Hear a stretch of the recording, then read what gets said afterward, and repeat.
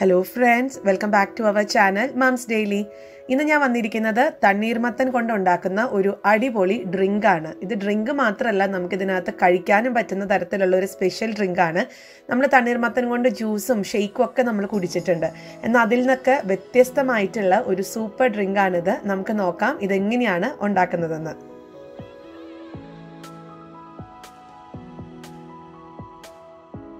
അതിനായിട്ട് ഞാനിവിടെ ഇത്രയും വലിപ്പമുള്ള തണ്ണീർമത്തൻ്റെ പകുതി എന്ന് പറയത്തില്ല, അതിൻ്റെ പകുതിയുടെ കാൽ ഭാഗമാണ് ഞാൻ എടുത്തിരിക്കുന്നത്.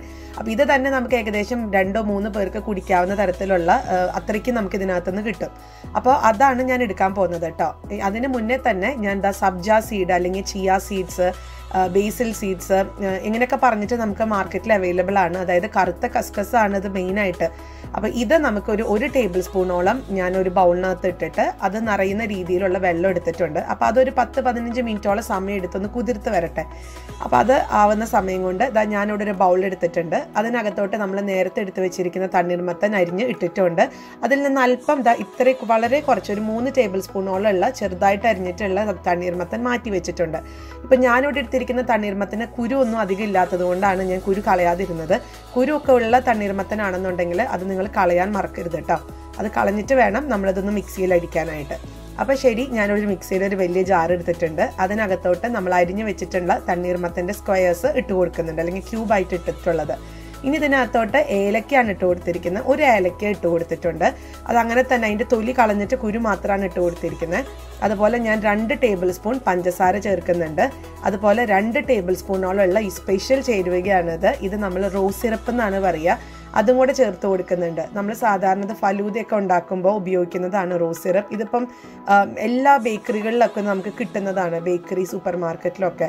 അപ്പോൾ ഇത് ഒരു കുപ്പി മേടിച്ച് വെച്ച് കഴിഞ്ഞാൽ നമുക്കത് ഫ്രിഡ്ജിനകത്ത് ഏകദേശം ഒരു 3-4 മാസത്തോളം നമുക്ക് സ്റ്റോർ ചെയ്ത് വെക്കാവുന്നതാണ് കേട്ടോ. ഇനി ഞാനിതെല്ലാം കൂടെ മിക്സിയിൽ വെള്ളം ഒന്നും ഒഴിക്കേണ്ട, ഒന്ന് അടിച്ചെടുത്ത് വന്നിട്ടുണ്ട്. അപ്പോൾ ഇങ്ങനെയാണ് കിട്ടിയിരിക്കുന്നത്. നമുക്ക് ഇങ്ങനെ തന്നെ കഴിക്കാൻ തന്നെ നല്ല സ്വാദാണ്. പക്ഷേ ഞാനിന്ന് ഇതിനകത്ത് ഒരു 1/2 ലിറ്ററോളമുള്ള പാല് തിളപ്പിച്ച് ചൂടാറിയിട്ട് ഞാൻ ഫ്രീസറിനകത്ത് ഒരു 10 മിനിറ്റ് വെച്ചിട്ടുള്ള പാലാണ്. അപ്പോൾ അതുകൊണ്ട് അത് ഒത്തിരി കട്ടിയായിട്ടൊന്നുമില്ല. നമ്മളൊരു 10 മിനിറ്റ് മാത്രമേ വെച്ചിട്ടുള്ളൂ. ഒത്തിരി അങ്ങ് ഐസ് ക്യൂബ് പോലെ ഇട്ട് കഴിഞ്ഞാലും സുഖമില്ല. ഇനിയിപ്പോൾ അങ്ങനെ കഴിക്കാൻ ഇഷ്ടമുള്ളവർക്ക് അങ്ങനെ ചെയ്യാം കേട്ടോ. അതായത് പാല് നന്നായിട്ട് കട്ടിയാക്കിയിട്ട് എടുക്കണമെന്നുണ്ട് അങ്ങനെ ചെയ്യാം. ഇനിയിപ്പോൾ പാലും കൂടെ ഒഴിച്ചിട്ട് ഞാൻ ഒന്നും കൂടെ അത് മിക്സിയിലൊന്ന് അടിച്ചെടുക്കുന്നുണ്ട്. അപ്പോൾ അടിച്ചെടുത്ത് വന്നു. ഇപ്പം തന്നെ നല്ലൊരു സ്മെല്ലാണ് കേട്ടോ. ഇതിനകത്ത് ഏലക്ക എന്നുള്ള ഒരു കാര്യം ഇടാൻ മറക്കരുത്. അതും കൂടിയാണ് ഇതിന് ഒരു സ്പെഷ്യൽ ടേസ്റ്റ് കൊടുക്കുന്നത്, അല്ലെങ്കിൽ ഒരു സ്പെഷ്യൽ ഫ്ലേവർ കൊടുക്കുന്നത്. അപ്പം നമുക്ക് ഈ ഒരു സംഭവം നമ്മൾ സെർവിങ് ഗ്ലാസ്സിനോട്ട് ഒഴിക്കുന്നതിന് മുൻപ് നമുക്കിതൊന്ന് മിക്സ് ചെയ്യാനായിട്ട് ഞാനൊരു ബൗളിനകത്തോട്ട് ഇത് മാറ്റി ഒഴിച്ചിട്ടുണ്ട്. ഇനി വേണം ഇതിനകത്തോട്ട് നമ്മൾ നേരത്തെ മാറ്റി വെച്ചിട്ടുള്ള കുറച്ച് കാര്യങ്ങൾ ആഡ് ചെയ്യാൻ. അപ്പോൾ ആദ്യം ഞാൻ ചേർത്ത് കൊടുക്കുന്നത് നമ്മൾ നേരത്തെ മാറ്റി വെച്ചിട്ടുണ്ടായിരുന്ന കുറച്ച് തണ്ണീർമത്തൻ്റെ ക്യൂബ്സ് ആണ്. അതിൽ നിന്ന് തന്നെ ഞാൻ 1 ടേബിൾ സ്പൂണോളം വീണ്ടും മാറ്റി വെച്ചിട്ടുണ്ട്. അത് നമുക്ക് സെർവ് ചെയ്യുന്ന സമയത്ത് ഇടാൻ വേണ്ടിയിട്ടാണ്. അപ്പം അതുപോലെ തന്നെ അടുത്തത് ഞാൻ പിസ്തയാണ് ആഡ് ചെയ്ത് കൊടുക്കുന്നത്. അത് നിങ്ങൾക്ക് ഇഷ്ടമുള്ള നട്ട്സ് ആഡ് ചെയ്ത് കൊടുക്കാം. പിസ്ത, കാഷ്യൂ നട്ട്സ് ഇഷ്ടമാണെങ്കിൽ അങ്ങനെ, ബദാം ഇഷ്ടമാണെന്നുണ്ടെങ്കിൽ അങ്ങനെ, അതൊക്കെ നമ്മുടെ ഇഷ്ടമാണ് കേട്ടോ. അപ്പോൾ അതിൽ നിന്നും ഞാൻ കുറച്ച് ചേർത്തിട്ടുണ്ട്. അതുപോലെ ഒരു 1/2 ടീസ്പൂണോളം ഉള്ള പിസ്ത മാറ്റി വെച്ചിട്ടുണ്ട്.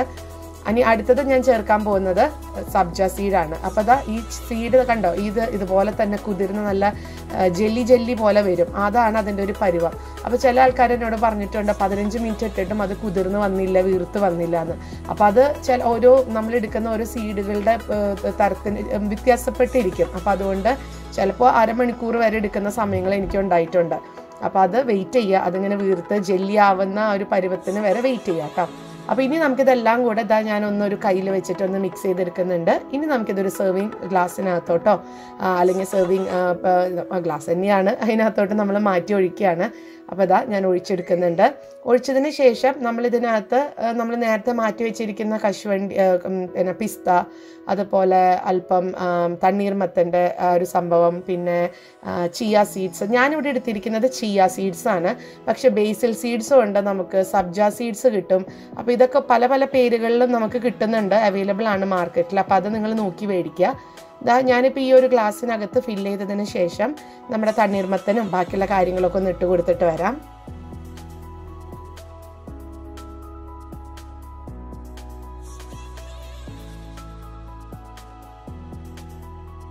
അങ്ങനെ ഇതാ നമ്മുടെ ഡ്രിങ്ക് ഇവിടെ റെഡിയാണ്. അപ്പോൾ ഇത് കുടിക്കാൻ നേരത്ത് ഒരു സ്പൂൺ വെച്ചിട്ട് നന്നായിട്ടൊന്ന് ഇളക്കി കൊടുക്കുക.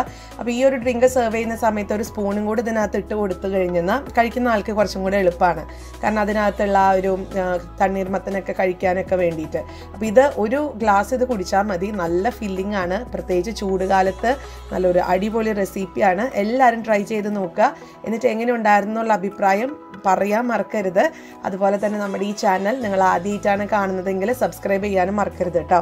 അപ്പോൾ അടുത്തൊരു വീഡിയോ ആയിട്ട് നമുക്ക് ഉടനെ കാണാം. Until then, bye bye.